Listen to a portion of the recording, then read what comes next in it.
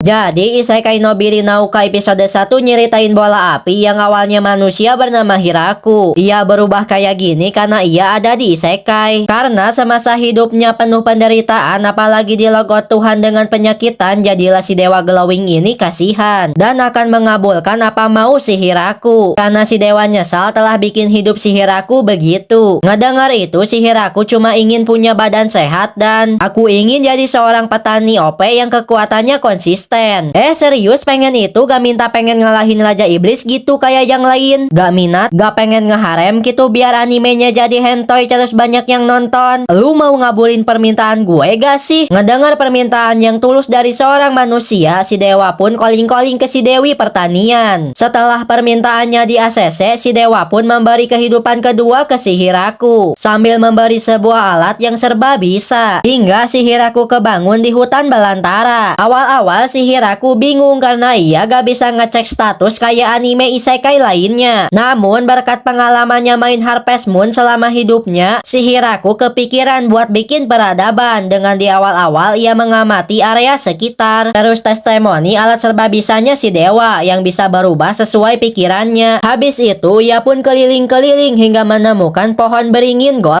dan menjadikannya checkpoint. Terus ia pun mencari resort yang ada di alam, kayak mencari sumber air sedekat namun gak nemu juga. Akhirnya ia memutuskan buat gali sumur aja. Singkatnya si Hiraku udah berhasil menemukan air, merasa sumber air sedekat. Sekarang ia mau looting-looting agar bisa crafting buat keperluan di sini. Selain bisa berubah sesuai kemauan si Hiraku, alat dewa ini ternyata punya cheat yang bisa bikin hidup si petani ini bisa lebih easy. Kayak bisa nebang pohon sekali tebas aja. Setelah punya bahan untuk crafting, ia pun mau ngebuilding sebuah rumah. Namun itu harus terhenti karena si Hiraku gak punya lem atau paku. Dikarenakan skill kulinya yang masih di bawah rata-rata. Ia sibuk mikirin itu hingga si Hiraku kelupaan buat bikin api unggun. Hingga akhirnya untuk sementara ia tinggal di bawah pohon. Paginya ia pun mulai kembali nguli lagi dan gak lupa juga ia buat api. Lagi enak-enak ngeluting, tiba-tiba ia diserang kelinci mutan yang bisa di one hit sama si petani ini. Yang akhirnya si kelinci ini dijadiin makanan buat si petani. Karena anime ini menganut hukum Newton, yaitu dimana makan pasti ada yang keluar. Jadilah si petani ini bikin WC buat boker. Akhirnya tempat berpikir dan merenungkan masa depan jadi juga. Tapi kok ada yang aneh ya? Karena gak mau terlalu menyatu dengan alam, akhirnya toiletnya dibikin sekat. Habis perbokeran udah kelar, kini si Hiraku mau buat ladang agar ia bisa bercocok tanam. Tapi pas ladangnya udah jadi, ia baru kepikiran ia gak punya bibit sama sekali. Namun karena ladang ini dibikin dengan alat dewa, esoknya ternyata ada tanaman yang tumbuh. Si petani pun melanjutkan ke proyek berikutnya, yaitu membuat parit dan benteng agar base-nya gak diserang hewan liar lagi. Gak lupa juga ia membuat rumah dengan cara Lego. Hingga beberapa hari kemudian si petani menemukan sebuah anjing yang dibawa masuklah oleh dia dan diberi makan. Salah satu anjing ternyata sedang mau melahirkan. Si Hiraku pun dengan bersedia membiarkan si anjing tinggal di rumahnya. Hingga esoknya si anjing akhirnya lahiran. Karena si anjing betah di sini, si Hiraku membiarkan mereka tinggal di sini. Sementara ia juga ngebangun rumah lagi. Bersamaan dengan itu, tanaman si petani akhirnya jadi dan siap dipanen, dan yang ternyata tomato. Jadi episode 1 ini ditutup dengan si petani yang sibuk panen dengan dibantu oleh si anjing yang diberi nama Kuro dan Yuki.